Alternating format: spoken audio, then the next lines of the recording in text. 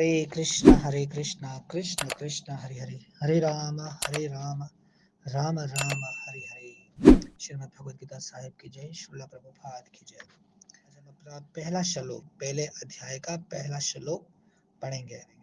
उस पे पहला अध्याय आरंभ होता है कुरुक्षेत्र के युद्ध स्थल में सैन्य निरीक्षण, अर्थात दोनों सेनाएं आमने सामने है और उनके विषय में चर्चा है।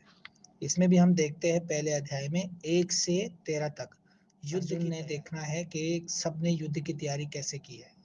ठीक है, पांडवों ने क्या क्या किया है और कौरवों ने कैसे कैसे युद्ध खड़ी किया है, ये सब कुछ है। 1 से 13 तक युद्ध की तैयारी है और 14 से 20 तक पांडवों की जीत की अलामत है, जिसमें भगवान श्री कृष्ण शामिल है। उनकी जीत की अलामत का वर्णन किया जाएगा जो हम पढ़ेंगे।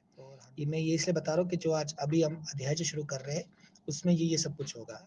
1 से 13 तक युद्ध की तैयारी है, 14 से 20 तक भक्त वत्सल भगवान यानी अर्जुन की आज्ञा का पालन करेगा कि दोनों सेनाओं के बीच में मेरे रथ को खड़ा कीजिए। तो भगवान श्री कृष्ण अर्जुन की बात को मानते हुए ऐसा करेंगे। तो इसको कहा जाता है भक्त वत्सल तक अर्जुन का शक, अर्जुन शक को शोभात में पड़ जाएगा कि ये बहुत बड़ा अनर्थ होने जा रहा है। तो आज पहला श्लोक लेते हैं।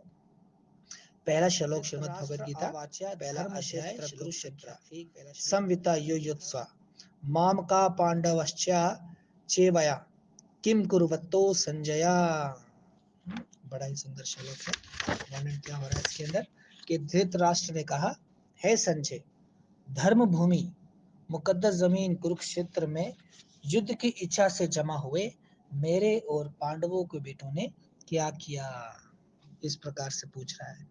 और माफी में पापा जी वर्णन कर रहे हैं कि जो शब्द है धृतराष्ट्र, धृतराष्ट्र दो शब्दों से बना है, जैसे धृत और राष्ट्र।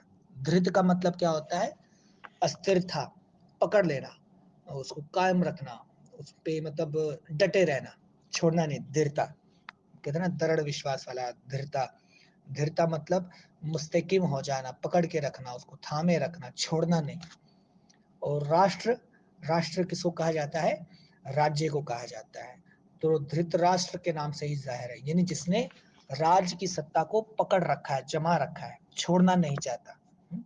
अपने बेटे के जरिए भी उस राजपाट को छोड़ना नहीं चाहता और हुक्मरान ही रखना चाहता है अपनी। क्योंकि हम पहले बता चुके हैं ना कि दुर्योधन को पूरी तरह से आजादी थी धृतराष्ट्र की तरफ से कि वो जो चाहे पांडवों के साथ कर सकता है, उनको मारना चाहे मारने का प्रयास करे। अज्ञातवास दिया, 13 साल का वनवास दिया, द्रौपदी का चीरहरण किया, तो सब कुछ धृतराष्ट्र को मालूम था। लेकिन वो दुर्योधन और मामा शकुनी इनकी पार्टी का साथ दिया करता था, वो कभी भी पांडवों का साथ नहीं देता था।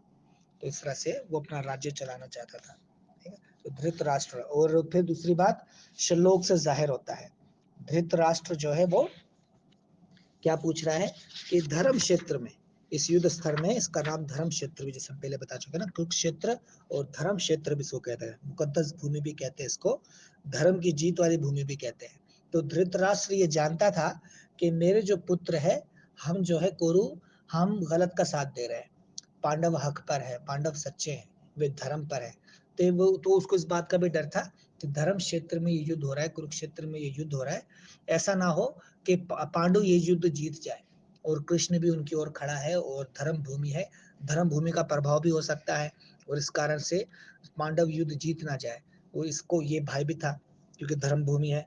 और दूसरा फिर खास बात क्या, धृतराष्ट्रवाचा, धृतराष्ट्र पूछ रहा है धर्म क्षेत्र, पवित्र जगह में कुरुक्षेत्र, कुरुक्षेत्र की मैदानी भूमि में समविकता, इकट्ठे हुए ये लोग जितने भी है, जो जंग की ख्वाहिश से इकट्ठे हुए हैं। माम का बड़ा खास लफ्ज है, माम का मतलब मेरे पुत्रों ने, मेरे बेटों ने। और फिर क्या क्या, पांडवा, और पांडवों के बेटों ने, कि मेरे और पांडवों के बेटे ने। हालांकि दोनों खानदान एक ही था, तो इस बात से भी धृतराष्ट्र की भावना का पता चलता है। जैसे हम कहते हैं ना, हम किसी से बात करते हैं तो उससे बातचीत करने से उस इंसान के अंदर की भावना का पता चल जाता है कि इसके दिल में क्या चल रहा है, इसके मन में क्या है, उसकी बातें हमें किस तरफ लेके जा रही है, उसकी बातें इंतशार पैदा कर रही है या किसी की बातें प्यार और मोहब्बत पैदा कर रही है। तो हमको दूसरे इंसान से बात करने के द्वारा उसके मन के भाव का पता चल जाता है कि ये व्यक्ति किस मन के भाव का है, इसके मन में क्या चल रहा है। तो इसी प्रकार से धृतराष्ट्र ने दो शब्द इस्तेमाल किए, माम का यानी मेरे पुत्र, एव पांडवा, और पांडवों के पुत्रों ने क्या किया। दोनों को अलग अलग कहा कि मेरे और पांडवों के पुत्र ने क्या किया इस युद्ध स्थल में।